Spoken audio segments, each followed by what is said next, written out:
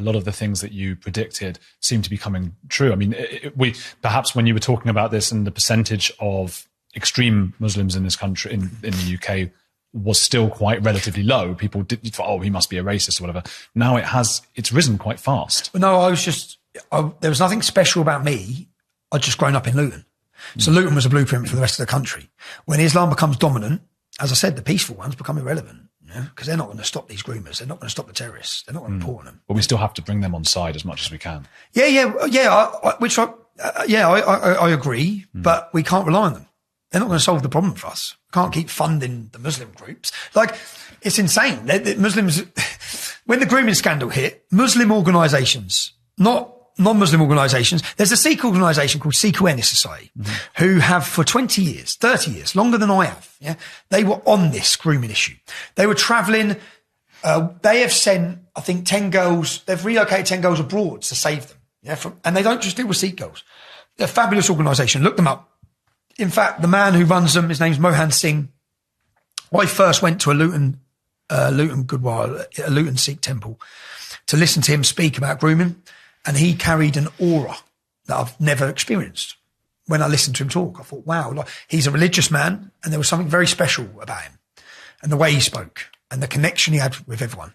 And then I travelled the country, going to Hindu temples and Sikh temples to listen and learn about how they're tackling the grooming issue and what they're doing. And I remember the journalist asked me, I bought a journalist, and he said, what do you think of what's happening here? I said, it's absolutely brilliant for the Sikhs and for the Hindus. Who's doing this for us? Who's educating the wife? Because in these temples, they have all the mums and the sisters and the daughters, and they're all sat down. And then they give them a seminar for 2 hours. And they show them, this is how they groom you. This is what to expect. This is how they operate. Yeah? So all the warning signs, the families can see the warning signs. No one's doing that for us. So I remember looking, thinking, this is great, but I felt so disheartened that the working class, the white working class, are still being targeted. There's no one helping us. And then when the grooming scandal come out, who did the government fund? They funded all the Muslim taxis, and they funded all the Muslim groups. They give them all government funding to report and tackle grooming. The Sikh groups or the other groups, they've never received any support in this. They do it through their own community donations. Now, Sikh Awareness was viewed pretty much similar as English Fence League. Oh, you're blaming it on the Muslims because of historical problems in India. Yeah. But when the Rotherham scandal broke and the cat got out of the bag with the world and the media, people realised they were telling the truth. He weren't lying. Yeah. So all the things, as I said, every interview I've ever done will age well, because I know I've only spoke truth to matter. I've only spoke fact. I've only spoke about what's going to happen and how it's going to happen. What is going to, because I look at, I mean, is Iran and, was it Lebanon? Are they failed, didn't they? If you look at what happened, the Red Green Alliance, the alliance of the Islamists with the far left. When I say the far left, I'm not talking about the average person who's left wing, because left wing politics, healthy. Right wing politics, healthy. I think anyone you stop will share some parts of the left, some parts of the right, which unfortunately now you have to hate each other. Yeah. That's where we've come in society. You have to hate them, they have to hate you.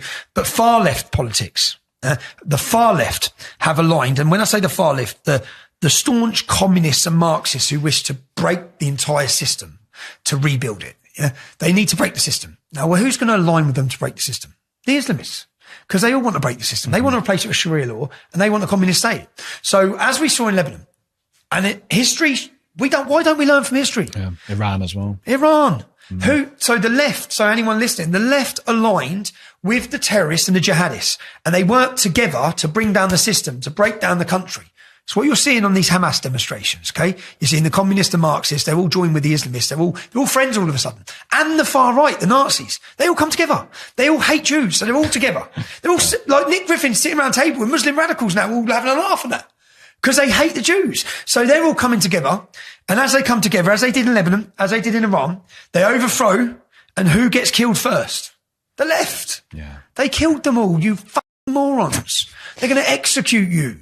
You're siding with people who despise you.